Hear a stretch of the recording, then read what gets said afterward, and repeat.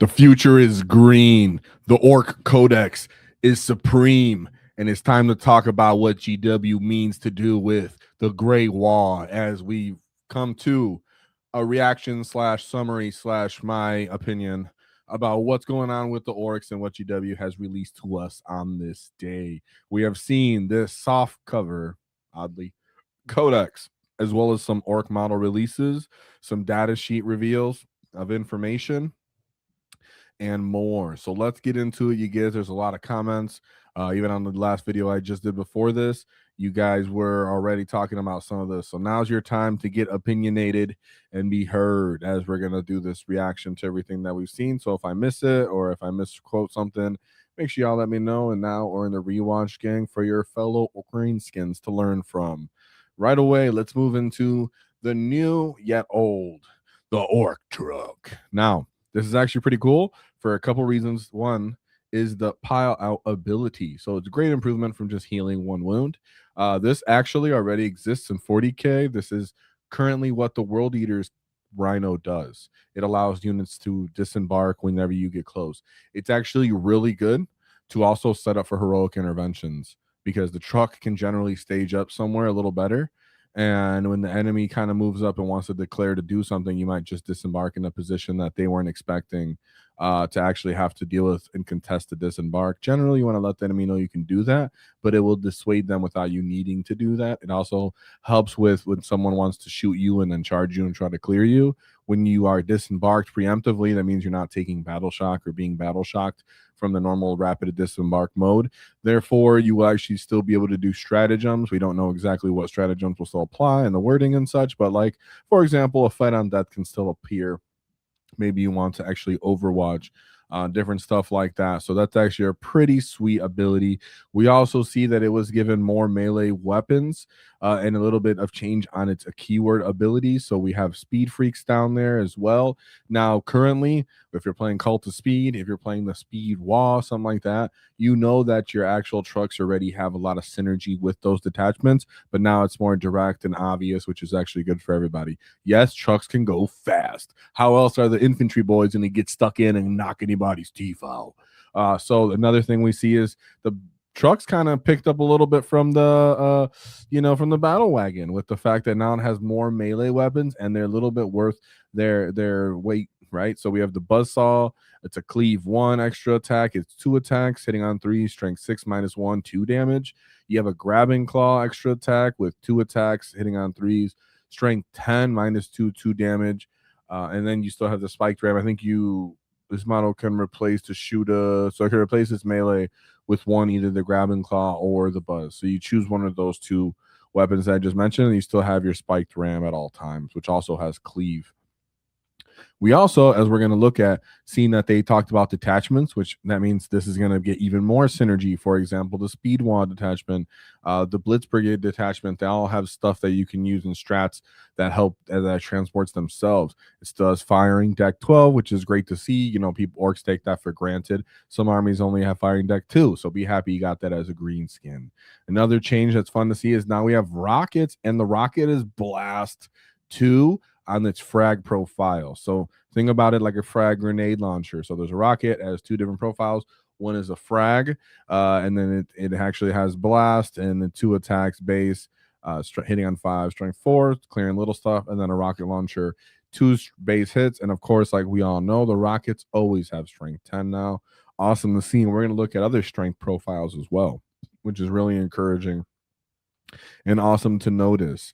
So yeah, the Trukk is something we're excited for. We also seen the Trukk is roughly the same size as the current Ork Trukk. But speaking of, we have the Ork detachments. So the Ork detachments,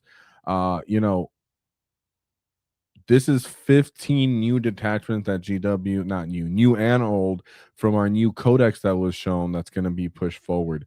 Now, there are a couple things here and there missing. For example, there's no Speed Waaagh in here, but there is a Blitz Brigade. There's no Freebooters. There's no more DACA, but there's Madcap Mechs and the Shoot Up Boys, for example. So what I really think from this large pool of detachment options is that we're going to see far more 1 DP and 2 DP ones, and maybe even a couple more 3 DP. So you can maybe in your head break it down 6-6-3, right? Maybe 6-1 DPs, 6-2 DPs, and then a couple 3 DPs on the side for ease of play. I'm sure that these are actually going to mix in a way that you're going to be able to play 3 DP, 3 individual DP detachments, and make some kind of cool synergistic ability. Another thing, hint on another video that's going to come out with what I talk over the combat patrol. There's something in those videos that I was talking about that I found quite unbelievable and hard to accept as being a part of the real game. But when you look at something like Run Swarm, you can end up seeing that coming to fruition as well. We also noticed when we're going to talk about the datasheet, the Boyz datasheet itself, there was missing some information there. So look out for that video to talk about that a little bit more. We also have weird stuff like Fly Boys on here. Is this Storm Boys? Is this taking away from what was Tactical Brigade prior? Are we getting old Tactical Brigade back? Brute Bosses. Warband, where we're going to have a whole detachment of maybe psychic or psychically boosting potential, which would be absolutely worth it and exciting to see. Because right now we're all going to have our hands on you weird boys. The kill rigs are pretty sick, so people do have Word Boys, so it'd be great for that. We have some also good old classics of Warhorde, Green Tide, Bully Boys, Tactical Brigade, The Hunt, Dread Mob is still back, and Cult of Speed. So I can see those very likely being 2 DP detachments for the most part. And with these other ones, I really, really think that you're going to finally be able to have like a real cool custom play of if I play 3 individual 1 DP ones that people aren't expecting. That's what I'm really hoping for. Do I have any reason to believe that will actually happen? No. But when GW gives us this much options, it also reminds us of what was it, custom jobs, and what was the other thing we had last was it 9th edition, where you could pick really small sub detachments that gave you like a specific thing, like Trukk Boys or Wild Boys, and I forgot. I'll look in my codex again later. But I think that's exactly how these little small independent detachments are going to work. For example, Runt Swarm makes me think there's going to be a lot of grots incorporated in that one in a mob style. Then you also have Rekkas, which makes me feel like it's really going to focus on Breaker Boys or Tank Buster Boys, for example, where before in the past, when GW wanted to be that specific, they locked it into just 1 detachment, or really ruined the game. It really narrowed their options on how to expand the detachments and make them fun to use, while still making the unit have really interesting and explicit designated abilities that other units don't have. In this case, it's way easier to give different intentional buffs and synergy without being too exploited. And if it becomes exploited, it's easy, just make it a 2 DP one, boom, maybe it can't pop synergy with something else. So it's another lever of balance that GW will be able to pull the trigger on and make sure that it's all right. So all of those things are actually good, even though, of course, one of the biggest things that people worry about is, of course, Codex creep or power creep, where if we come out early, that they're going to assume we're just going to stay weak. Well, now there's way more options of ways GW can increase our strength or decrease those who come out. And I think this variety of detachments, when accidentally one has 2 really strong of synergy with another one, it's easy to just pop it and move that whole very subsection of units out of the OP range, just because it doesn't have access to what made it OP. So remember, guys, also, just because something's strong doesn't mean it's broken or hacked. Those are totally different categories. So when we look into this and this starts coming forward, I want our players to get in the mindset now of being informed enough that you can defend, our codex on what's not broken and what's in informed opposition of people thinking that it's unplayable or unbeatable or too powerful when it starts out. I think there's just a lot that we still have to see when we actually get all of the rules and the sub rules. And then we still have yet to talk about the most interesting part of what we released is the actual Waaagh itself rule that was shown, as well as the Ork Boy data sheet. But speaking of Ork Boy data sheets, of course, we all got Armageddon boxes. So before we jump into back to the video, we should shout out Momentum Hobbies and their Pro Acryl paints. If you're an Ork player, you know that painting models isn't easy. It takes a lot of time, and here's a way to cut down on that time was with Pro Acryl. Their paints are naturally thinned out to a perfect degree right out the bottle. couple layers at a time, and you'll get your wall nice and battle ready for the tabletop with nice vibrant colors as well for the wall that are easily to shade down and be brought down to the grim darkness of the future. So if you want to, or if you have a new player that just joined the Great Wall and you want to help the channel, of course, you can check out the Momentum Hobbies affiliate link in the description. Help support the channel with no cost to you. And of course, let's get back to the video. Now we have the boys and the wall. Yeah, that's what we're talking about. So we'll start off with the wall because it's a little easier to just kind of go over. So now the wall is a army ability that is active at all times, that you can think of it that way. And the ability that's active at all times is friendly orc units with this ability can reroll advances. So now at all times, even when your wall is not active, orc boys can reroll advances. That's what I'm talking about. Whoa, right? So in 8th edition, when I started, we used to always be able to reroll our charges. Can you check if we reroll our advances in 8th edition? I remember, but I know we reroll our charges. So getting that kind of always passive reroll is a huge deal. If you were here because 10th edition, now you're here in 11th edition, you don't know about even 9th edition. You don't know about that kind of always constant rerolling that orc boys used to have when it came to their actual movement shenanigans. So I'm really happy to see that our advance are going to go much further for full-time reroll advances. Of course, some data sheets like the Big Mac got to get rewritten to make more sense, but it also means that all the abilities like +1 from the big boss or stratagems from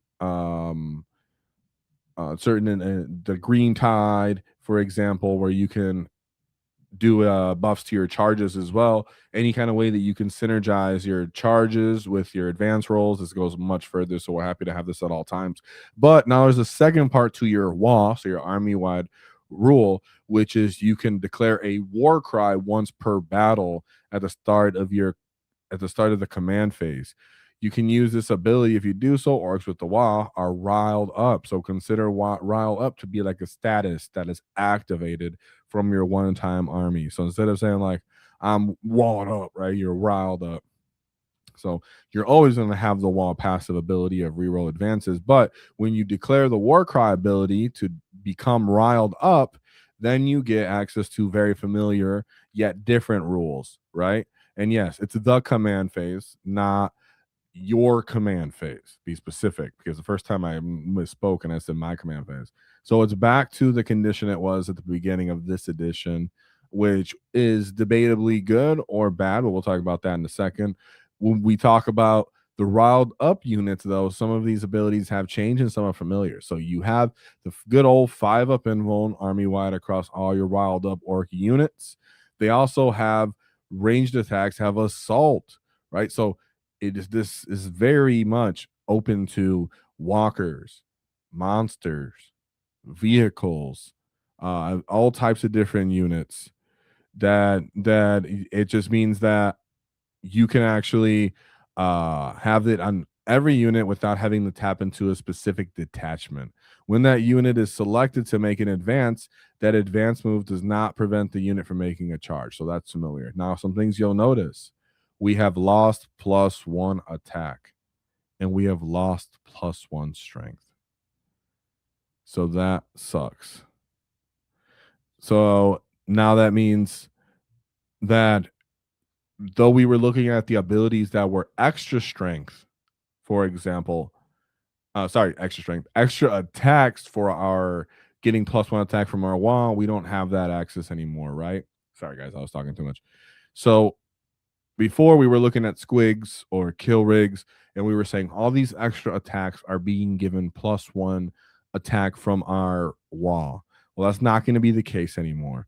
We also don't have +1 strength anymore to a bunch of different weapons. But that's when we look at our actual data sheet, right? And we look at our actual Boyz data sheet and answers more of these questions for us. And we go, oh, we didn't actually lose out necessarily. Now we have access to these things full time. Another thing that chat brought up that is correct as well that I should be more clear about is that it says at the start of the command phase. That implies it's any command phase, so you can use this as a defensive Waaagh as well. So, like for example, in the past, people would want to use the Waaagh so that they could preemptively give off 5-up invuln to their walkers and their gun line from Dreadmob. Well, in this case, you can actually do it in the enemy's turn and try to activate that 5-up invuln if you want to use it defensively. Now, is that going to change possibly and clear it up? I don't know, but they're showing us directly from the Codex. So when it comes to our strength, though, in our actual melee profiles, that actually increased to +1 and it's permanent. So if you look at the power claws at the very bottom of this Ork Boy data sheet, as a strength 10 power claw, and that power claw hits on 3+. So no more hitting on 4s. I thought that was absolutely ridiculous. So I'm happy to see that. Now, that's a couple things to unpack here, though, right away in people's minds. You can either look at it as a half cup empty or a half cup full, right? I've lost 1 attack, but I hit 1 better. And instead of having +1 strength, now I just have my base strength at all time that's increased. What our wall rule actually tells us here, and what GW is intentionally trying to do, is they're trying to make it so orcs hit somewhat strong, harder, more consistently outside of the wall. Now the wall is more of a movement buff. That way you can end up intentionally stacking offensive buffs and capabilities and combos to your war cry ability, right? Your riled up ability, and it can be in a controlled manner, yet a synergistic manner between all the 15 different detachments. So instead of everything having to come down to a one turn, a massive offensive push that is all based off the wall and all of its aspects, and then everything else in your detachments almost becomes secondary to the point that you care more about the wall than anything else.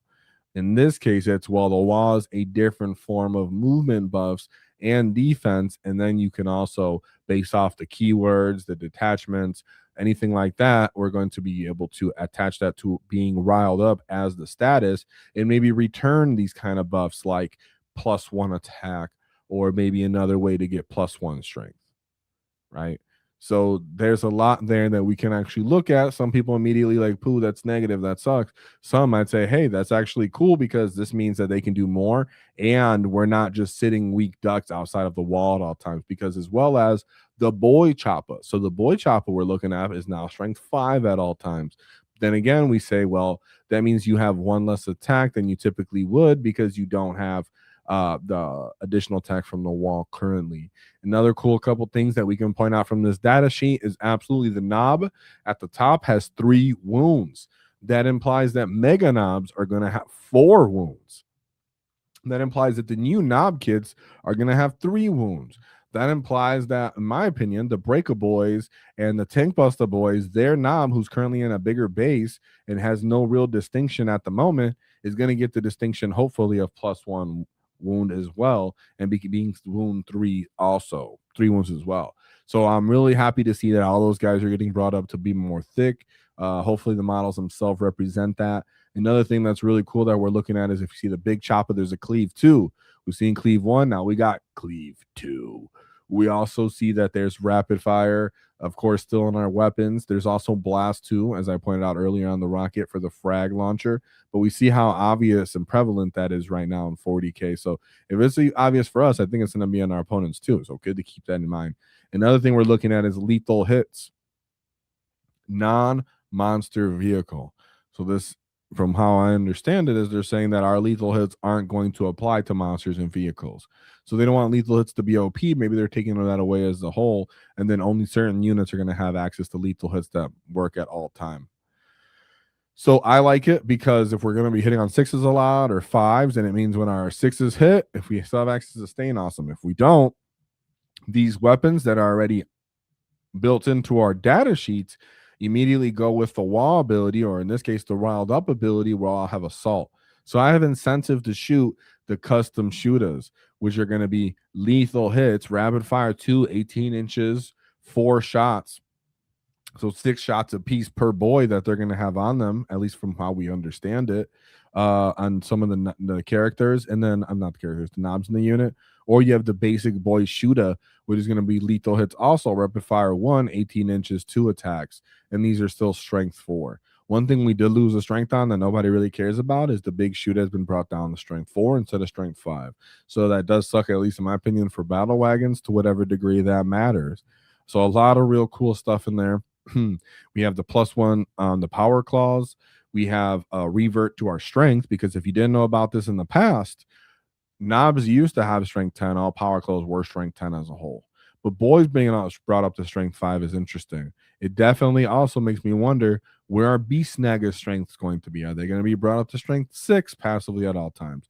What is going to be the distinction, or what makes them unique as well? Because now the boys are starting to kind of move over into their side of the benefits or field. GW looks like they also intentionally did not show the Ork Boy ability, datasheet ability. So I do have a little bit of an assumption of how it could look when I talk about the combat patrol video that's going to come out next after this one. That I wonder if maybe that's going to be the ability that they're going to get, or maybe just gives us more reason to assume that it's not going to be the same, as well as them hiding it right now and not showing it to us. Another thing, like I said, was the Mega Knobs. We haven't seen them. They haven't showed Kill Team. So we know there's going to be knobs for the most part. We know there's going to be Mega Knobs somewhere in the future. And we know there's going to be Ork Bikers that they showed off once, but then they haven't really talked about again. All of these things are going to be quite impactful in the book, with everything we've seen with the detachments and with the new units and how they look, which is pretty exciting to see. One more thing that I wanted to mention was for our war track. Certain units like the Def Killer War Trike still have something called the Scorcher as something that could be led by it, which is odd. And the Scorcher used is currently a Legends unit, which is a War Track with a Flamer. So if that becomes a thing and that's strength 5, I would actually very much like to see that as well. So there's a lot of really cool things that are going on, because remember, whether it's a Big Mac Docker rig, a War Track, your infantry boys, your transports, your trucks, your battle wagons, units that have the Waaagh and the riled up ability get ranged assault. That means that can be all of our units in our whole list for every army.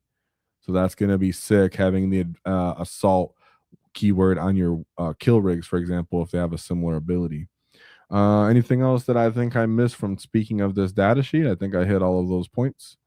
Last, just show off some of the boys. There's the big shooter. There's the big cleave 2 weapon. Each boy has a shooter in their melee weapon.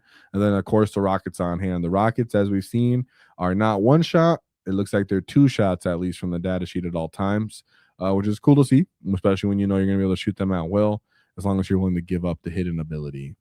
Another thing they showed off was the war balls and the big mech. So here's the war balls with the power claw. I think the power claw looks pretty awesome. Pretty great little hat for if you want to be kind of freebooter captain sort of character, with that little hat that's too small for his head. They also showed off a mech. Very uncommon unit that you would buy, very commonly kit bash, because it wasn't really that interesting as it was before. But in this case, he looks pretty awesome. He looks like having a crane on his back so you can pick up a truck and heal it directly is kind of sick. So I'm here for it, and I actually absolutely love that from what I was able to see. So if there's anything else we're saying here, for the most part, I think that'll be a good way to close my thoughts and look forward to whatever comments and chats people want to say in the meantime. I try to get on my thoughts out real quick, because it was pretty exciting to look at everything. So we have the bad dog with 5 War Tactic membership. Whoa, that's what I'm talking about. You get thank you for the support. That's very generous of you, and it means a lot. It's very humbling every time anybody supports the channel. And of course, doing back-to-back streams, getting more of these stuck in stuff for the members is all because you get the support that we're seeing from the community. So, if you can, leave a like or thank the bad dog with W's in chat for the bad dog for the 5 super chats. And of course, people in chat are super excited about the shots. You could be advanced. You could shoot 40 shots from the boys, and then you can be lethal prior to the charge. I think those are absolutely awesome abilities. It always felt like Orks should always have that. In the past, we did. We had where we just could shoot and advance our weapons. And in this case, we want to be able to shoot also, because we want to be able to clear kind of dumb screens and such. That being said, you do the math, and your 20-man unit all being within range, actually being able to see the target, you taking the time to shoot it, it has hitting on 6s. So there's a time, and there's a realistic time you would actually shoot those shots off, and how many would actually be realistic to even attempt. is of course contextual, but I think it's a real cool ability and that we're now gonna have and be able to use, because me currently just playing now, I've been using my boy mobs, shooting at people, clearing some screens or hurting them down so I can punch through the holes and with my charges. So that's gonna be more common. But I don't think people should like hang their hats up. I'm like, wow, I'm gonna be a shooting mob now. Like that's just gonna be crazy on the time and the efficiency of play. But if there's a will, there's a way for you guys. I mean, we have 15 detachments, so that might be a thing now, anyways. So I'm here. I'm happy about it. I'm happy because I felt like we should always have that. This is why I felt like a lot of a revert of our abilities in some ways. Yeah, it's new. So if you feel bad about the wall, let me give words of encouragement.